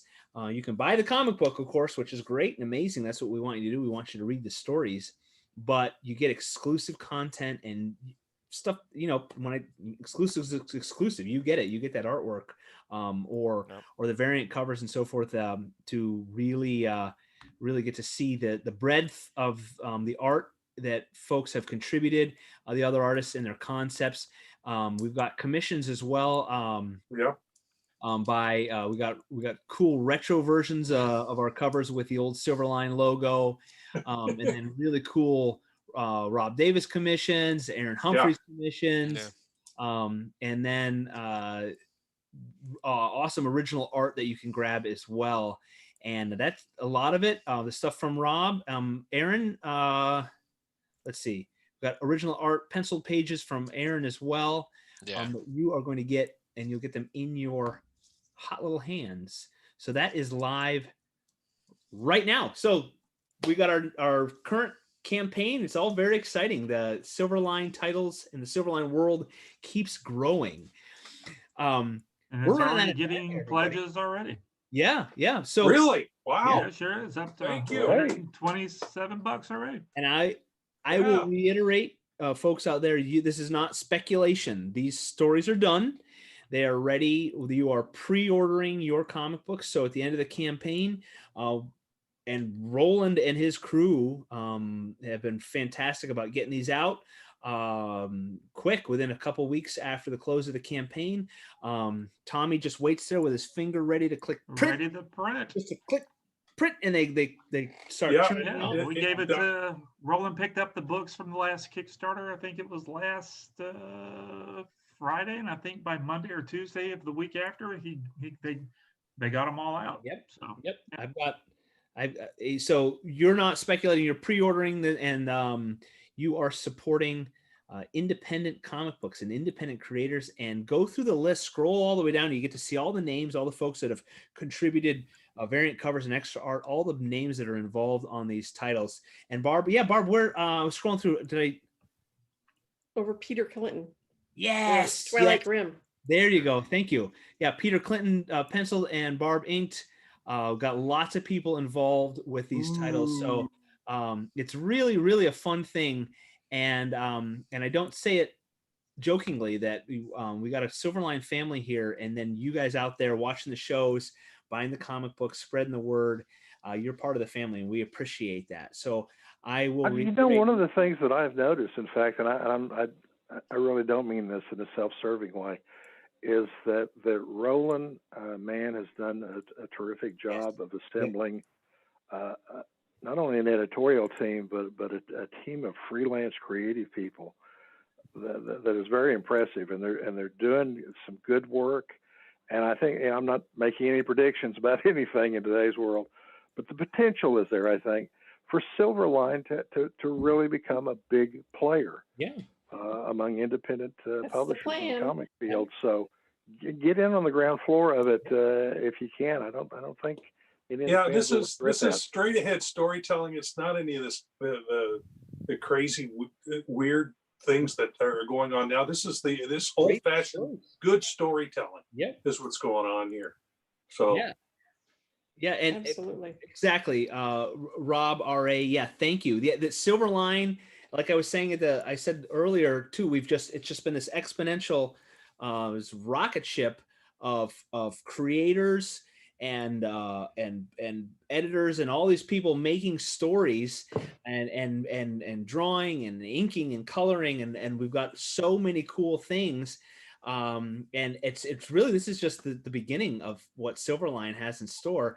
And so grab these comics. You're going to get first editions. You're going to get original exclusive artwork, and you're going to be here. You're going to say, in a couple of years, you're going to say, hey, I got a Rob Davis original or an Aaron Humphries, and you were there. You helped us get started and just grow. So it's very, very exciting.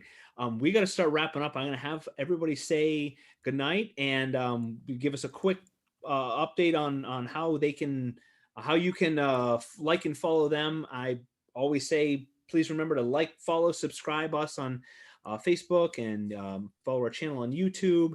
And we're on Instagram, and where else am I? We're on LinkedIn as well. And who did I miss?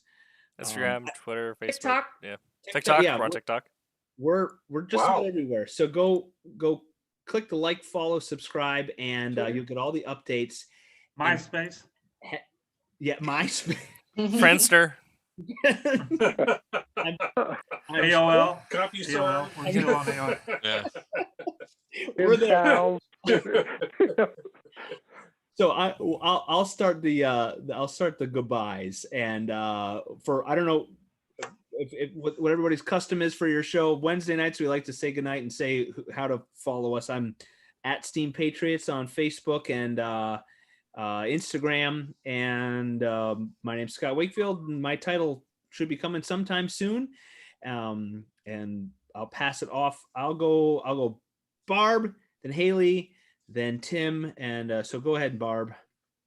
My name is Barb Kilberg. Perfect. That's the way it's spelled. Perfect. Kaalberg.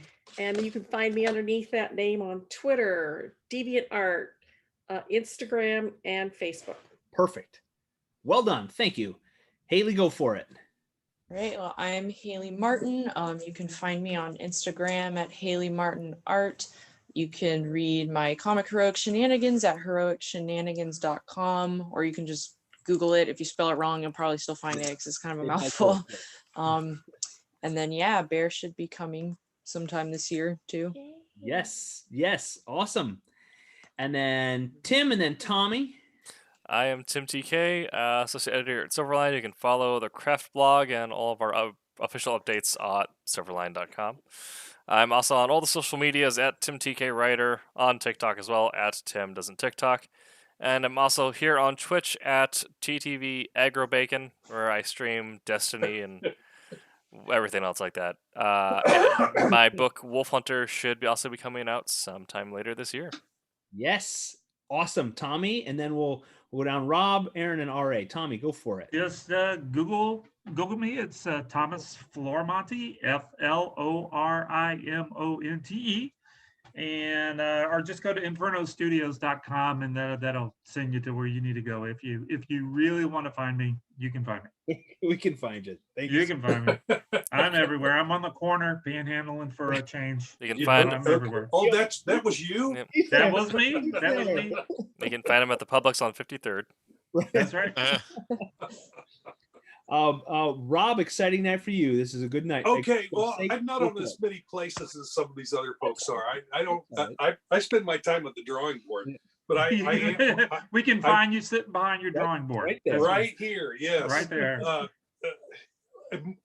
I have my own web presence, though. I have my own website called robmdavis.com. Right. And it has links to some of the other stuff that I do. It has a link to a gallery page, which I need to update. I haven't done that for a while. I'm also the art director and chief cook and bottle washer for Airship 27 Productions. Yep. And you can see that at you can see our catalog at airship27hangar.com. And that's hangar like the airplane goes in, like an airship goes in. And I do a lot of work for them. That keeps me at this table as well. I'm also on Facebook. I also have a little publishing company called Redbud Studio Comics. It has a Facebook page. It has a web page which I link to from my main web page, and that's where I am. I'm not on DeviantArt or any of these other things, but I am doing at least that much. Rob M. Davis. M. Davis, because there's another Rob Davis. He's a British artist, and one time I got his check from Marvel. Oh wow! Was it a good one? And they told me, "Oh, just cash it." Oh, that's nice. I went, no. I sent it back to him. But yeah, so there's in some of the websites that list artists and what they've done. They've got our two. What we've done is all mixed together. I've tried to contact people to get that straightened out. But that's why mine is Rob M. as in Mother Davis. As someone who's had to do an artist write-up on you, I've run into that issue. Like, just trying to find your official credits. I'm like, oh, there's no way. Look for Rob M. Davis. Anybody that I try to get that corrected, I always put I figure, even though I was in the industry first, I figured I'm the one that's running into the problem here. I'll just say Rob M. Davis. Just make it that. Is So the that- other that guy? clears Is it up. the other guy good? You know, just go ahead and take all the He's credit. got- Just more credit. He's a British artist, Well, so then- he's got an odd, well, in my taste, it's kind of an odd style. You know, it's kind of a British style, but he's What a he's good trying to say storyteller. is he doesn't want to take credit. That's what he's Right. I didn't want his check, even though it was a nice check. Aaron, and then RA. Why don't you say goodnight? Yeah, you can find me on the Facebooks under my name, Aaron Humphreys, or Humphreys Illustration. And then Instagram at ALH3810. And then I post my own comic, Godlings, at Webtoons, which I am doing the cover for issue 10, and then I'm done. I always do the cover last when I make my comics. I don't know why, but I always Yeah, do. I do And the then same. when the cover's done, then I'll be posting issue 10 again. And Right. then 2 more issues, and then I'm done with that series. And then I won't know what to do with myself, since it's been about 4 or 5 years working on this. I'll send some pictures your way. Yeah. If you guys, I know I have something going on with Silverline, but yeah, just start sending me stuff after I get it all done. Thank you, sir. Exciting night for you, Aaron. Your art is live on Kickstarter, and RA, you as well, Mr. Part of the Independent Creator Award winner, Best New Series of 2020 with Divinity. RA Jones, live on Kickstarter right now as well. Say goodnight and how folks can follow and support you. All right. Well, first off, let me say again, it's always fun getting to hang with you guys. I've enjoyed it. The name again is R.A. Jones, R.A. Jones. You can find me occasionally on Facebook and other places if you just want to learn a little more about me and what I'm doing and have done. Some shameless plugging here. You can actually find a listing for me on the Internet Movie Database. Yes. By virtue of the fact that I co-wrote a comic book series called The Bulletproof Monk that was turned into a movie. And I also wrote a couple of short comic stories that were adapted and made into episodes of a French television series called The Metal Hurlant Chronicles. And when I'm not busy writing comic books, I'm even busier in recent years writing novels. Rob mentioned Airship 27. You can check those out and see what I've done for them on Amazon. My latest book from them is Alice in Neverland. We're in the famous Alice steps through the looking glass one more time. Only this time, instead of popping out in Wonderland, she ends up in Neverland and has an adventure with Peter Pan and Tinkerbell. And then if you go to look on Westerntainment Publishing, they've been publishing a series of novels. I've written 3 so far and a 4th on the way, called the Steel Ring Saga, in which I tell stories set in World War II, but using Golden Age superheroes who were originally published by a company called Centaur, and I later then used in the series The Protectors for Malibu Comics back in the 1990s. Fantastic. And there is no shame in shameless plugging. That's what we do here at the end. Absolutely. If we don't do it, nobody else will. So that's right. If you don't blow your own horn, you can't expect anyone else to put their mouth on it.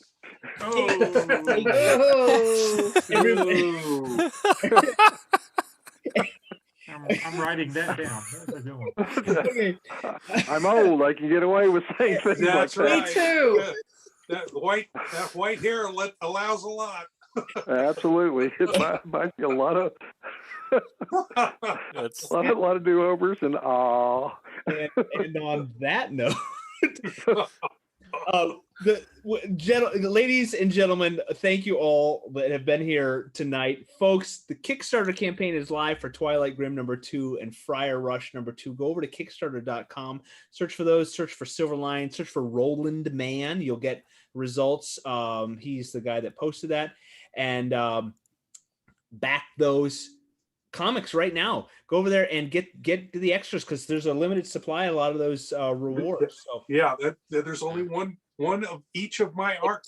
One of a kind. Same thing with Aaron. Yep. Yes. So get over there, Share that with your friends. Kickstarter makes it super easy. You share it out there, spread the word so we can continue creating amazing stories. So Barb, Aaron, RA, Rob, Tommy, Tim, Haley, thank you all. And all of you out there, thank you for joining us. You are part of the Kickstarter, the Silverline family. And we wouldn't be here if it weren't for you. So thank you for joining us. And as always, remember to make mine. Silverline. Silverline. Silverline.